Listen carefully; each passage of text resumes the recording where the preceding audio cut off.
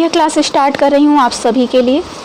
ये क्लास पसंद करने के लिए नहीं, आपको पसंद आ रही है नहीं आ रही है, लेकिन आपकी उपयोगिता के लिए है कि आपका जो एग्ज़ाम है जून 2023 पेपर यूजीसी नेट जेआरएफ का, उसमें बहुत हेल्पफुल ये वीडियो हो सकता है। तो पूरा देख लीजिएगा, पसंद आए या ना आए आपको देखना है, क्योंकि दवाई आपको खानी पड़ती है, वो पसंद आए या ना आए, जब आपके पास मर्ज होती है कोई, है ना। तो मर्ज में आपके पास है एग्ज़ाम और ये है आपके पास टेबलेट, ठीक है।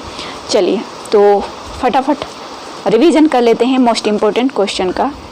जो भी न्यू अभ्यर्थी हैं उनको बता दूं कि मैं हिंदी साहित्य यहाँ पे आप सभी को उपलब्ध कराती हूँ और साथ ही यहाँ पे UGC net JRF paper first का जो है मटेरियल प्रोवाइड करा रही हूँ। तो फर्स्ट जो क्वेश्चन है आपका वो है टीचिंग एप्टीट्यूड से। जो आपको पता है कि 10 यूनिट हैं और 10 में आपको 7 यूनिट तो अच्छे से तैयार ही होनी चाहिए आपकी, ठीक है। और लगभग आपका पेपर फर्स्ट में स्कोर होना चाहिए 50 प्रश्न होते हैं, उसमें आप एक्स मतलब इतना लिख कर चलिए कि एक्स्ट्रा होना चाहिए 35+, ठीक है।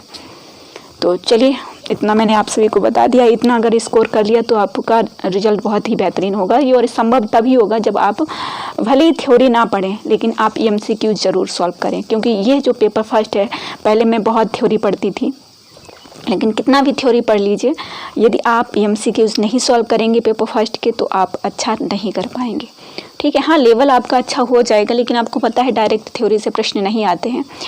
पीवाई एमसीक्यू जितना सॉल्व करोगे आप, एमसीक्यू जितना सॉल्व करोगे, उससे क्या होगा, आपका सही प्रश्न सही करने का जो स्तर है वो जो है इम्प्रूव होगा, ठीक है। तो चलिए पहला क्वेश्चन है आपका, निम्नलिखित में से किस शिक्षण स्तर में अधिगमकर्ता को अवधारणाओं जो उदाहरण दिए जाते हैं सकारात्मक दृष्टांतों के बीच विभेद करने का अवसर प्राप्त होता है। विभेद मतलब उनका अंतर करना है, डिफरेंट बताना है। तो डिफरेंट आप तभी बता पाओगे जब आप उसको समझ पाओगे, अंडरस्टैंड होंगे आप उसमें। तो अवबोध स्तर होगा आपका बी ऑप्शन। अब मेमोरी लेवल है, रिफ्लेक्टिव लेवल है, ये विमर्शी स्तर जो है सबसे उच्च स्तर है टीचिंग का, शिक्षण का। स्मृति स्तर निम्न स्तर है, क्योंकि ये रटने पर फोकस करता है कि चीज़ों को रटिए। अवबोध स्तर कहता है कि समझिए, और यहाँ पे रट कर और समझ कर तब यहाँ पे आप डिस्कशन कर सकते हैं। और डिस्कशन आप तभी कर सकते हैं, शब्द आप तभी प्रयोग कर सकते हैं जब आपने पहले पढ़ा होगा, समझा होगा, राइट। वैसे आप कुछ भी बोलने लगे तो उस पर उसका कोई महत्व नहीं है, ठीक है। तो यहाँ पे B option is right answer हो जाएगा। अगला क्वेश्चन जो आपका है वो है आपका रिसर्च से क्वेश्चन है कि निम्नलिखित में से कौन सी शोध प्रक्रिया परा विध्यात्मक उपागम के अंतर्गत आएगी। तो यहाँ पे ये परा जो विध्यात्मक है ये आपका आ जाएगा उत्तर प्रत्यक्षवाद से, जो आपके सिलेबस में लगा हुआ है। तो ये यथार्थ मतलब प्रेजेंट टाइम की जो स्थिति है, जो लोगों के जीवन से संबंधित, तो एथेनोग्राफिक स्टडी होगा यहाँ पे, नृ जातीय वर्णन संबंधी अध्ययन, सी ऑप्शन। और ये काफ़ी बार पूछा भी जा चुका है। उसके बाद ये एक्स पोस्ट फैक्टो जो मैंने आपको बताया था कि जैसे कहीं पर कोई मर्ज फैली है तो उसमें प्रभाव देखा जाएगा कि कितने लोग प्रभावित हुए हैं, या कहीं पे बाढ़ आई है तो देखा जाएगा वहाँ पे कितने लोग जो है प्रभावित हुए हैं, मतलब बाद में देखा जाएगा। एक्स पोस्ट फैक्टो स्टडी जैसा कि इंग्लिश में आप देखेंगे तो समझ में आ जाएगा आपके। चलिए अगला क्वेश्चन जो आपका, ये भी क्वेश्चन आपका रिसर्च से ही है कि कोई महाविद्यालय अध्यापक एक शोध कार्यक्रम तैयार करता है जिसमें उसका उद्देश्य अध्यापन के दौरान अपनी कक्षा में सामाजिक भावनात्मक पहलू को सुधारना है। तो मैंने दौरान और सुधार, इम्प्रूव करना। तो ये आपका निर्णयात्मक जो मूल्यांकन होता है, जो मूल्यांकन है नैदानिक है, योगात्मक है, तो उसमें ही एक आता है रचनात्मक मूल्यांकन, जिसको हम निर्माणात्मक मूल्यांकन भी कहते हैं, फॉर्मेटिव असेसमेंट भी कहते हैं इसको। तो ये आपका आ जाएगा एक्शन रिसर्च। एक्शन रिसर्च जो है ये निर्माणात्मक मूल्यांकन से ही जुड़ा हुआ है, इसको याद रखिएगा। D option is right answer. ऐतिहासिक रिसर्च जो है मेथड है, इसमें जो आपका हाइपोथेसिस है उसका यूज नहीं होता है। चलिए आगे बढ़ते हैं। अगला क्वेश्चन आपका आईसीटी से है, संचयफाक्षर जो है सीडी रोम। तो रोम जो है स्थायी है, रीड ओनली मेमोरी, सिर्फ इसको पढ़ा जा सकता है, लिखा नहीं जा सकता है। तो ये compact disc read only memory हो जाएगा, जो मैंने काफ़ी बार बताया अपने विद्यार्थियों को जो लोग हमारे साथ जुड़े हुए हैं। और अक्सर ये क्वेश्चन पूछा भी गया है कि अस्थायी रैम जो है अस्थायी है या स्थायी है। तो रैम आपका अस्थायी है, जिसको लिखा जा सकता है, मिटाया जा सकता है, पढ़ा जा सकता है, लेकिन रोम जो है रीड ओनली मेमोरी है। मल्टीमीडिया के घटक कौन से हैं? तो टेक्स्ट है, वीडियो है, ऑडियो है। ये आपका D option is right answer हो जाएगा।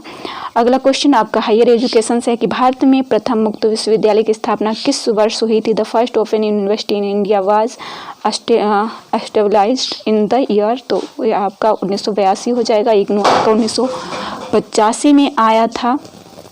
तो चलिए अगला क्वेश्चन आपका जो मैंने बताया था आप सभी को कि यहाँ पे TEL मॉडल क्या है? तो ये टीचिंग और लर्नर का है। यहाँ पे शिक्षण और अधिगम अभिन्न रूप से संबंधित हैं। B option is right answer हो जाएगा। अगला क्वेश्चन जो है आपका क्या है कि जब संप्रेषण अधिगमकर्ताओं की अन्योन्य क्रिया पर बढ़ाती है तब वह होती है। तो अन्योन्य क्रिया मतलब एक दूसरे से डिस्कशन कर रहे हैं, प्रभाव पड़ रहा है, तो यहाँ पे साइकोलॉजिकल हो जाएगा आपका।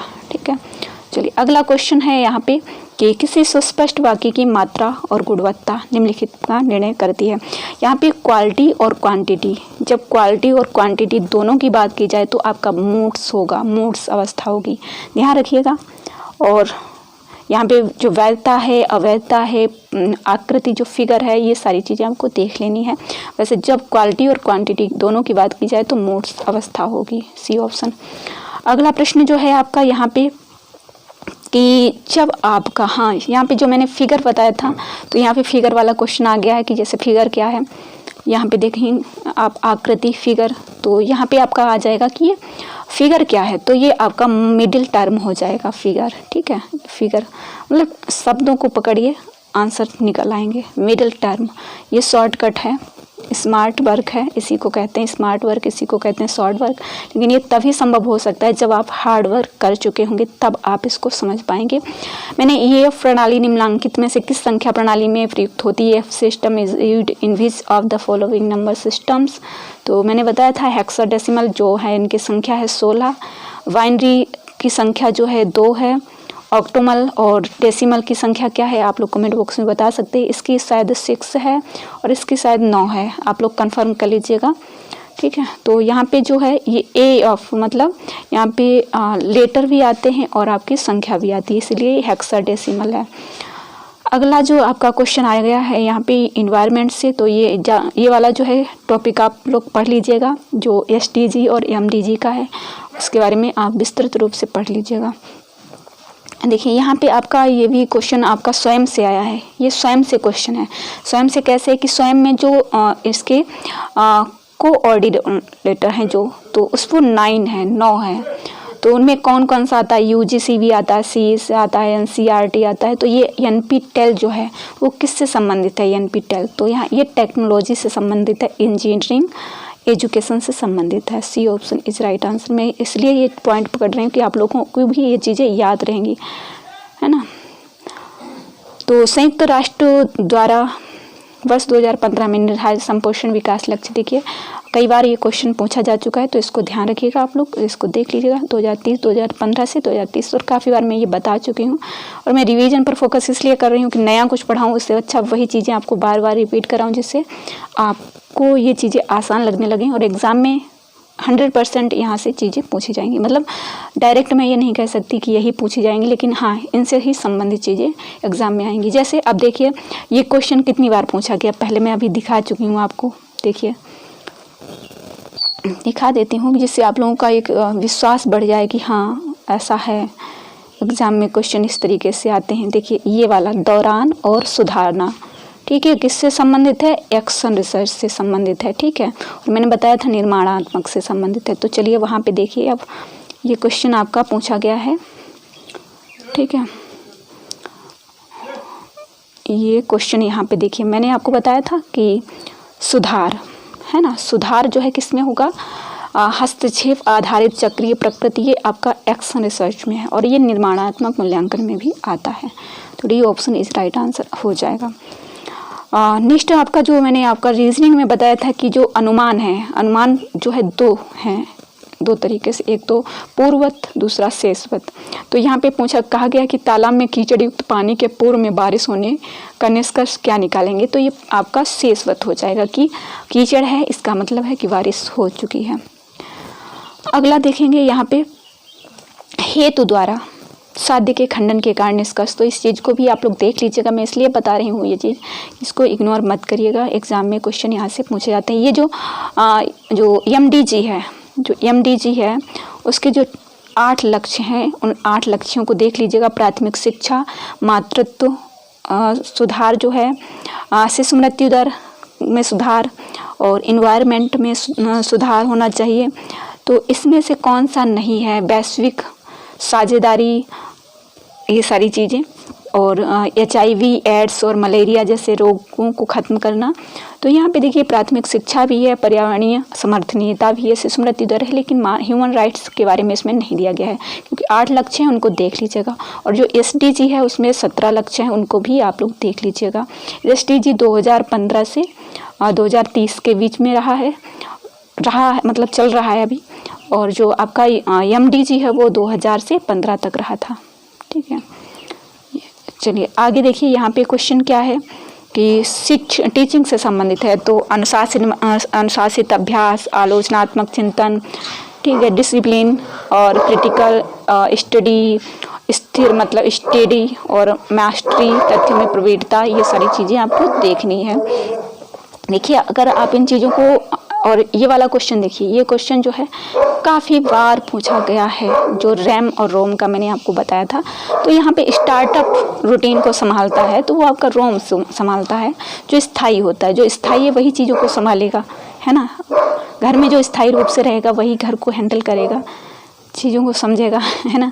तो उसी तरीके से रोम जो है स्थायी है, तो यही स्टार्टअप को हैंडल करता है ना, होल्ड करता है। चलिए अगला जी, यहाँ पे आप देखेंगे कम्युनिकेशन, तो अच्छे से तैयार कर लेना है। क्वेश्चन यहाँ से आएगा, क्लास कम्युनिकेशन कैसा होना चाहिए, टीचिंग और टीचर और विद्यार्थी कैसे उनका व्यवहार होना चाहिए।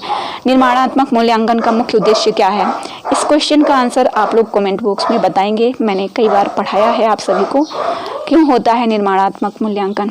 अवाचिक संप्रेषण मुख्यतः होता है, तो ये कैसा होता है? अनस्ट्रक्चर्ड, है ना, इसमें अवाचिक है ना, नॉन वर्बल है, तो C option is right answer हो जाएगा। अगला क्वेश्चन यहाँ पे